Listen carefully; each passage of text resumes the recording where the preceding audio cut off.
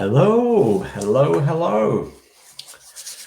So it's Monday, the 16th of November, and it's Matt from WALX Preston. And as I said, we're going to have a little short video about, well, we called it the benefits, myths, and misconceptions of walking barefoot, but it's just a little bit of a chat about walking barefoot. For those of you who are quite established in the group, you will have seen, no doubt, some of the photographs of the recent barefoot walking session that we had with the group. So that went really well. Obviously, there were some people who interacted with it better than others, some people who had a little bit of pain, a little bit of fear, some people who really loved it, loved squishing the mud between their toes, and all those different things it's a learning journey. And from my perspective, barefoot walking is good. I've done an amount of research. I'm not a super advocate for it. I'm not suggesting that barefoot walking is something that you should do, but it's something that I've decided that I would like to do. And from my past experience of changing my own health around, from being 3 stone overweight, high cholesterol, high blood pressure, chronic back and neck problems, and changing lots of different things, and getting involved with the Nordic Walking Preston group, which became the WALX Preston group, and seeing lots of different people, how they've changed over time, whether that's been with the walking, their activity, their fitness, their strength, their balance, even then expanding onto hydration, nutrition, etc. It's all a process. First, you've got to kind of gain that knowledge that there is something there that you can do. Then you have to gain that awareness that you can go through a process of learning some of the theory and then putting that into practice. So we can read all about these different things, like we can read about Nordic walking. Walking with poles provides so many different benefits, but we can understand it intellectually. But until we actually come down and physically try it, it's not then till it starts switching on upstairs by virtue of the physical feelings that we feel through our body. So with barefoot walking, some people call it earthing, some people call it grounding, some people just call it walking barefoot. Quite a lot of the literature out there is about barefoot running. So when you look for a bit of evidence, research, whatever it might be, information, guidance, benefits, myths on the internet about barefoot walking, maybe putting in the wording barefoot running sometimes will bring up more information for you. So I suppose the first thing we should do is say some of the benefits, really. So some of the benefits I've written down here, so I'm going to read it because, my memory isn't so fantastic that I can remember all of these benefits and myths and things like that about barefoot walking or about anything else, really. So benefits are that it can regulate your nervous system, it can decrease anxiety and stress, it can strengthen your immune system, earthing can boost energy levels, it can allow you to loosen off tense muscles, even eliminate headaches, you can normalize biological rhythms, you can reduce risk of heart disease, you can improve your sleep, and you can reduce pain and inflammation, and you can reduce cortisol levels. So there's a listing of 10 or 12 things there that are sounding pretty good about barefoot walking. If I read that, and I have read that, it makes me think, wow, could I benefit from that, now and in the future? So, cortisol levels, it's a natural cycle with a circadian rhythm that rises in the morning and goes down in the day. But as your cortisol levels rise, that can lead to states of anxiousness, or you can be feeling anxious because that cortisol level, that fight and flight system, is firing things around your body. So it's worth knowing that potentially being in the outdoors, barefoot walking could have a normalizing or beneficial effect on that. Let me have a cup of tea. So I can do that research about these benefits, but again, I can just read about it and I can say, yeah, that sounds good, tick, tick, tick, tick, tick, that sounds good, but until I actually do it, I'm not going to actually get those benefits. So That's why we had that barefoot walking session, and that's why we encourage, and we will, after lockdown 2, more than likely have another session. And again, what I'm thinking for the next session is that we'll go somewhere to the beach and we'll walk on the sand, because the first time we did it, we were walking in Fishwick Estate, and there were certain areas of mud and certain areas of sort of stony paths. And let's talk about the feet, and let's talk about, is it healthy, or what's in the feet? So that the feet, it's reported to have 200,000 nerve endings.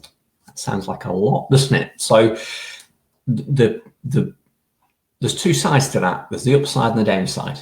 2,000 nerve endings, obviously that's a lot of information that we're going to get through the feet. And the first time that you might go barefoot walking, you might be a little bit more tense in the plantar fascia, or the skin of the feet, and that might mean that everything that you stand on, even if it's a relatively flat surface or any small stone or something like that, might send a signal through those 200,000 nerve endings into your brain, and you might start to feel nervous or pain or something like that. But again, the flip side of that, the upside, is that as you start to relax into the idea of barefoot walking, you relax into the idea, or relax your body by loosening off some of that stiff, tense, tight muscles that might be around your calves or your feet, underneath the sole of your feet, then you can stimulate your body and you can get a lot of benefit and feel a lot of energy and benefit from walking barefoot. So again, that's that process, yeah?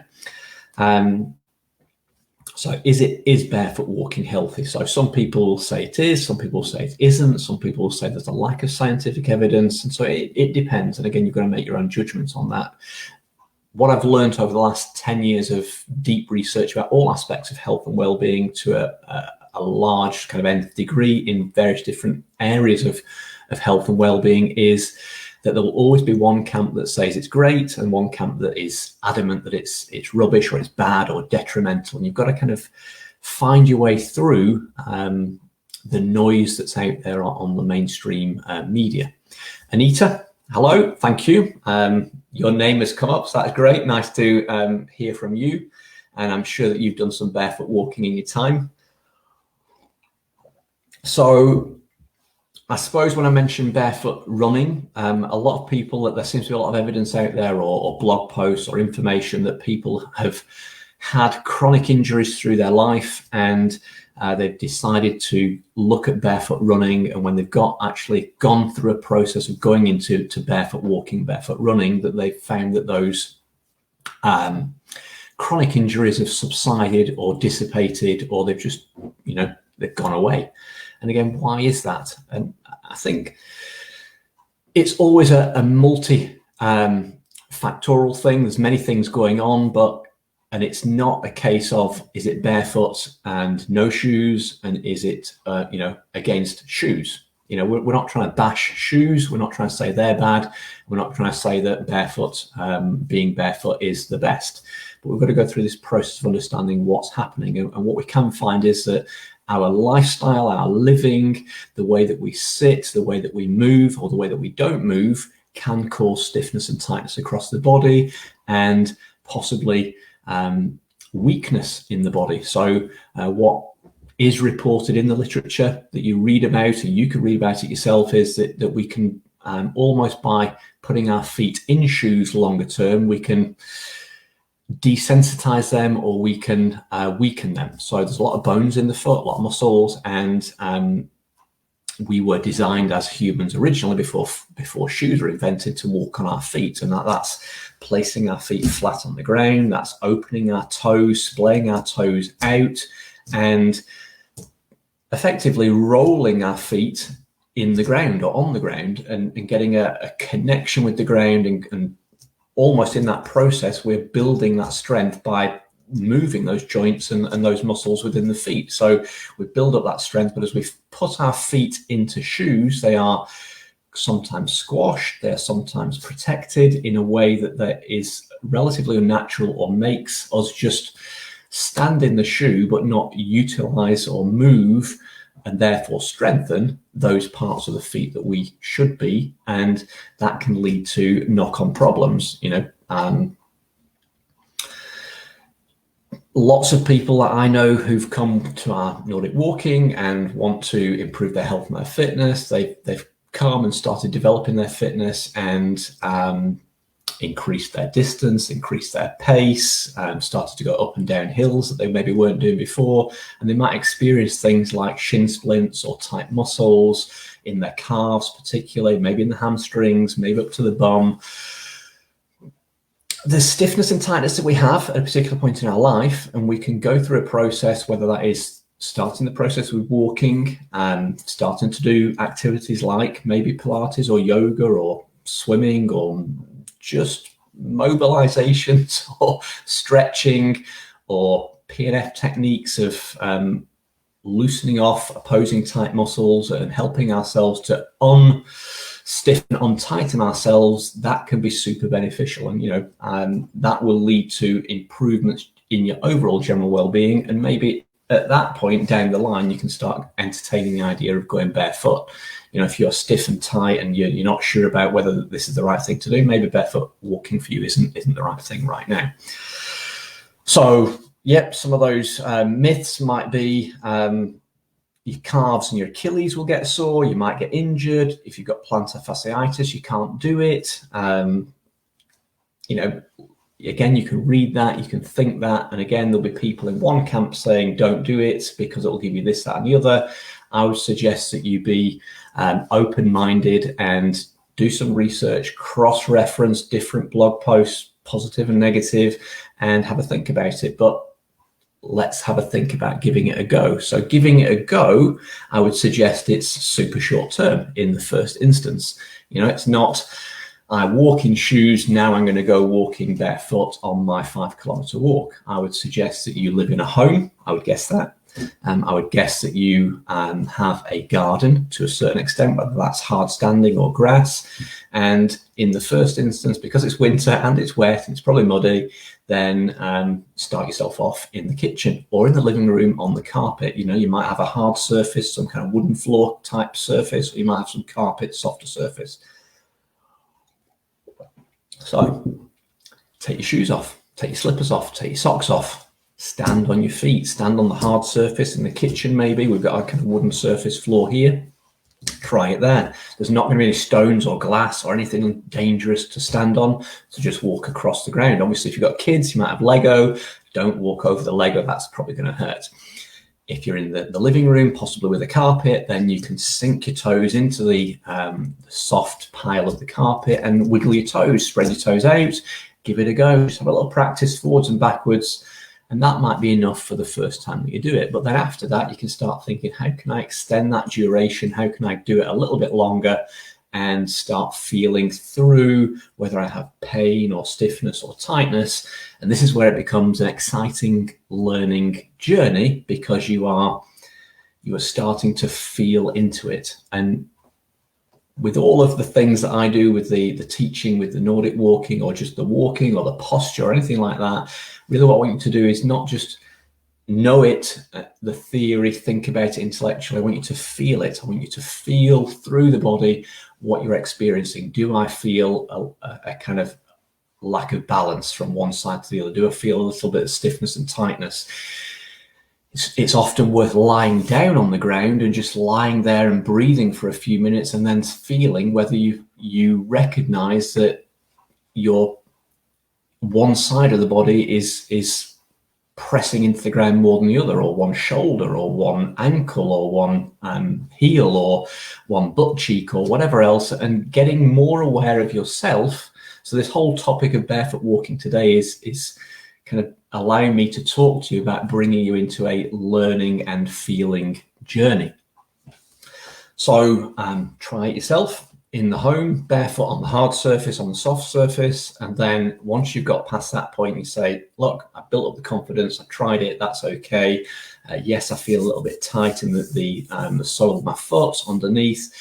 Can I check my calves? And again, often on the classes that we deliver, particularly total body walks, I'll give you techniques for loosening off the calf muscles. That's just leaning that shin forward to your foot, and other different things we're not going to talk about here, but come on the classes and you'll find out more if you are new to WALX and WALX Preston and Nordic walking.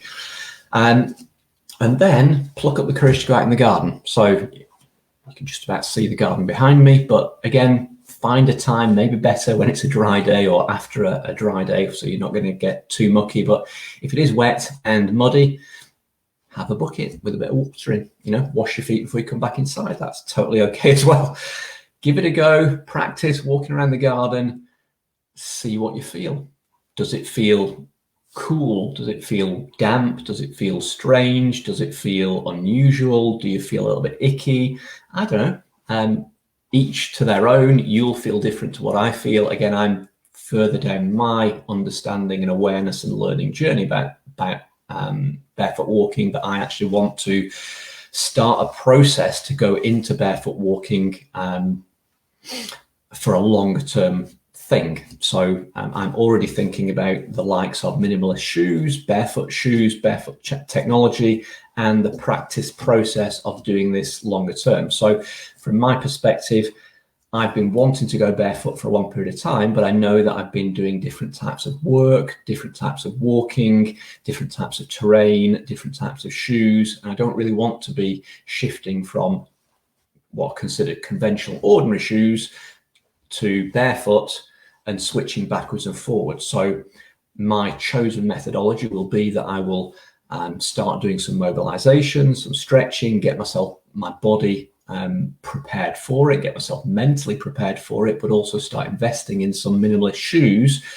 and switching between then shoes, conventional shoes to minimalist shoes, and then switching from that more regularly into barefoot walking. So often switching from the ordinary shoes, there might be a pathway where you definitely high heel shoes. If you're a woman, kind of start removing those and getting flatter shoes. You might have a small heel, and then obviously men and women have a certain heel on their conventional shoes. You start trying to find shoes with a lower and lower heel. That's going to lower your heel down to the ground. Again, that's going to have a knock-on effect on the calf on the back of the leg. And if you've got any stiffness and tightness that's just built up over the years, then you need to start working on that. That could be through rolling, could be through massage, could be through some other techniques, stretching, different types of stretching to allow you to lengthen and loosen and relax off those muscles that run around the feet and the leg complex.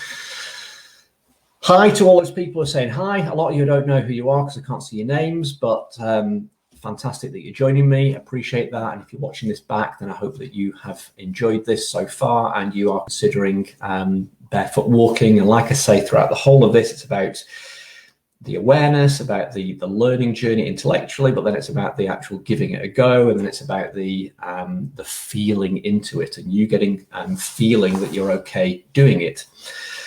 So yes, what I'd like to do in 2021 as we get through this quite horrific year of 2020 is to start investing and buying minimalist shoes, but also now those manufacturers are offering shoes that are nice brogue type going out for dinner shoes. There are sandals type shoes. There are trainer type minimalist shoes. There are walking boot type minimalist shoes. So I'm looking to invest in all of that range because I don't feel comfortable yet to be walking barefoot into a supermarket or into a restaurant. Yeah, I actually wouldn't have a problem with that. Okay, but maybe my wife would, or maybe someone else would feel uncomfortable. There's this guy walking around the shop with no shoes on. Yeah, so you've got that correlation with your external environment and what other people think and do. And you might be ostracized for the guy walking around the restaurant, that's a posh restaurant, in no shoes. So I would look towards making that transition into barefoot, where I'm walking most of the time barefoot at home, outdoors. But in certain scenarios, I would look at getting minimalist shoes that would mean I'm not reverting back to conventional shoes with a higher heel that are then switching me back between flat, barefoot into raised, elevated conventional shoes. So I hope they're kind of understandable points of view and ideas, and I'd like you to kind of think about them, mull them over, put some comments in. I think one of the other things I was going to say was there are alliances or societies, organizations. So that I know there's the Barefoot Alliance, there's the Society for Barefoot Living. There are many different known, recognized minimalist barefoot shoe manufacturers. Two big names, Vibram, Zero, but I don't want to sort of give them the limelight. There are many others as well. And again, as you look for that type of shoe, that type of technology, you research barefoot as a concept for walking or running, it will come into your awareness because you're interested in looking for that. You will start to see and come across those adverts. Maybe if you find a barefoot shoe advert on Facebook or you search for it, as soon as you click like on their page, then the Facebook or whatever other social media platform algorithm will start firing into your feed other types of those technology or shoes or information or websites about that kind of stuff. So that is a little bit of a process. It's a little bit, you ask for it and then you're given maybe too much of it. So it can be a little bit overwhelming in certain instances, but if you are really kind of keen on barefoot, want to research and find out more, then find one of the minimalist shoe websites or Facebook pages, like it, and then you'll start finding that you find in your feed more and more information about that. And then that will give you more awareness, information, support, answer the questions that you have. And ultimately, at that point, you have to get out and do the walking. You have to go out or indoors at home, try it, and move forward from there. So it's been 20 minutes. I've been talking about it for probably way too long. I hope it's been useful. I'm trying to encourage you to think out of your comfort zone, out of your current framework of understanding, awareness, and you may find as you start to push the boundaries, do a little bit of research, give it a go yourself, that you start to feel some benefit, or you start to read about additional benefits that you would like to experience. And it's only in the actual doing that you will start to experience them. But as you move into that world of barefoot walking, or the people who are more longer term in that sphere and arena, you will then start to hear and see and understand what other things that they enjoy doing. And a lot of that is around about being outdoors and all the benefits associated with being outdoors, about more natural living, about eating healthier foods, and all of those things actually combine to improving your mental well-being, improving your physical well-being. And you can move to a point where you look back and go, good grief, if I hadn't listened to this video, if I hadn't done a research and got a barefoot shoes manufacturer on my Facebook feed, I wouldn't have found out about this person, this theory and this information. And I wouldn't have tried it, and I wouldn't have got to the feeling and the health and the benefits I'm experiencing today. So that's my challenge to you. Start this process. Start the research, start the awareness, start the physical interaction with barefoot walking, and just lean into it. Take it easy. Don't push too hard, but make it a consistent, gradual improvement process. And I'm sure you'll come back at some point in the future and say, look, I went through that process and I'm really benefiting from that. So thank you. Thanks for listening. And we'll catch you tomorrow with Nick from the Lake District. And we'll be talking about WALX Helvellyn and Ullswater, and some of the navigation courses that her and her husband and her colleagues provide, but also they are well experienced of using barefoot technology. There are lots that, I'm always seeing their posts where they're wearing sandals and they're running in the Lake District in quite challenging stony terrain in barefoot sandals. So we'll talk about that as well tomorrow. All right, bye for now. Thank you and enjoy the rest of your day.